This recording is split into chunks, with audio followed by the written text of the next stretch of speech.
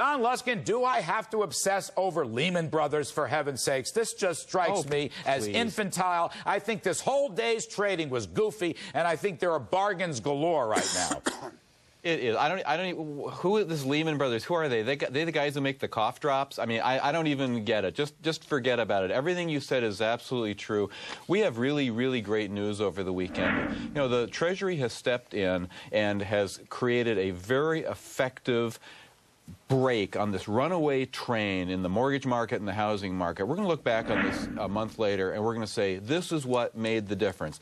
But if you think of it as being a runaway train, what the Treasury's done is the Treasury has jumped into the engine of that train and slammed on the brakes, which is great. It's stopping the runaway train. The problem is there are 20 or 30 cars behind that engine, and now they're all banging into the stopped engine, and a couple of them are falling off the rails, and one of those is Lehman Brothers. So there are going to be shocks. We're going to have to get used to the good news, and then later on maybe I can talk about some of the terrible, dark implications for property rights and private enterprise in this country that are begged by this government takeover of Fannie and Freddie. But that aside, it's great news. A week from now, things are going to look a lot brighter. Say, Don Luskin, the strong dollar, the falling energy and commodity prices is tailor-made for a massive market rally. That's all I'm saying. And the Fed and the Treasury have backstopped the banking system. That's all I'm saying. This isn't hard. Yeah. Yeah, I hear you. That's all you need to say. Larry, we dropped $40 I think we ought to get Dennis's grandmother involved in this. I'm telling you, she's missing a big opportunity. One at a time. Don Luskin, go ahead. Then I think LeCamp, and then I got to get Dennis in. Go ahead, Don. I beg your pardon. I think you should get Dennis's mother on this show and tell her that she needs to throw a dart and buy anything right now. We've got a panic on our hands, and I got to tell you, it's a funny thing, but when oil prices drop from 147 to 102 where they are today, you bet that is just amazingly good news. But it's causing all kinds of problems for commodity hedge funds that bought in at the top. So it's causing all kinds of market disruptions. So we're not able to appreciate that good news today. But we will 2 weeks from now. I'm telling you, you've got to buy them, you've got to buy them, you've got to buy them. You know, Don Luskin, on this point, just for a minute, I want to obsess about it, but it is an interesting wrinkle. In some sense, it is the most novel, radical thing in the entire package.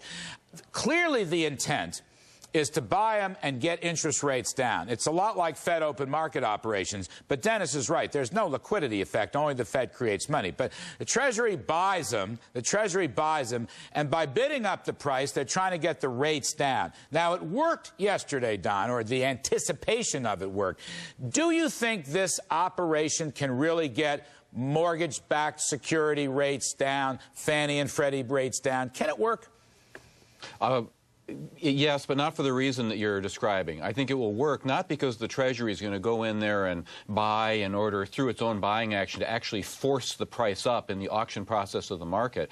The reason the Treasury's in there is to, in essence, put the full faith and credit of the U.S. government behind $5.1 trillion in mortgage pass-through securities. That's what this is all about. They are just there being a kind of market maker or underwriter in this vast pool of securities that they are now responsible for. And by coming in and taking that default risk out of it, that is what's going to lower mortgage prices. That's going to make people feel confident, make banks feel confident that if they originate mortgages, they can put them through the conduit and get them packaged, get them off their own books, and that it'll all keep working. I'm not so shocked about this, because this is a road we've been on since Lyndon Johnson created this model 40 years ago. The Treasury has always been buying mortgage securities. It's just been doing it through a mask, two masks, one called Freddie and one called Fannie. The masks have just been stripped off. But never, so we're just looking at socialism right in the face. This is what never it looks putting it on their balance sheet. This is the first time they put it on their balance sheet. These are direct Well, it's the first time they've admitted it, Larry. It's the first time they've admitted it. But why did we ever need to do it this way at all?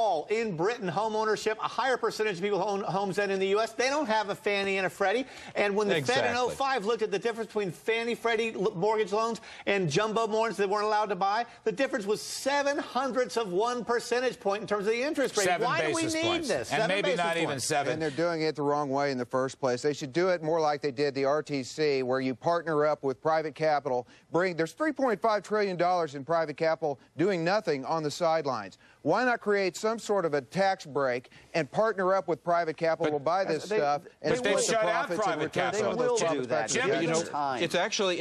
It's actually worse than that. Not only did they not bring in capital, they actually gave the finger to private capital by essentially by basically confiscating $11 billion worth of shareholder equity over a cooked-up emergency. This idea that all of a sudden their books look no good. They did they discovered that over the weekend. That was published in Barron's on August 18th. They've closed the door on private capital, and they put taxpayer capital up for grabs, and that's really not a good idea. I own McDonald's. I'm short other things, but you have to be long something that is benefiting from declining commodity prices, and this is not going to stop. All right. Declining commodities won't stop, Don Luskin, so I'll go back to consumers, retailers, and banks. But what is your investment strategy? Weird, okay? Today we lost almost 300. Yesterday we gained 300, Don. What happens tomorrow and the next day and the next day after that? There's going to be a lot of volatility here because this bailout of Freddie and Fannie, while it's great news, it's shocking. It's great news when the fire truck arrives, but when you hear that siren coming in the distance, what happens? Your adrenaline rises. You get scared because you're not sure whether the building you're in is going to burn down or not. Believe me, this building is not going to burn down. A week from now, everything's going to look a lot better. Just close your eyes and buy them. But don't buy companies that promote trans fats. I got to jump.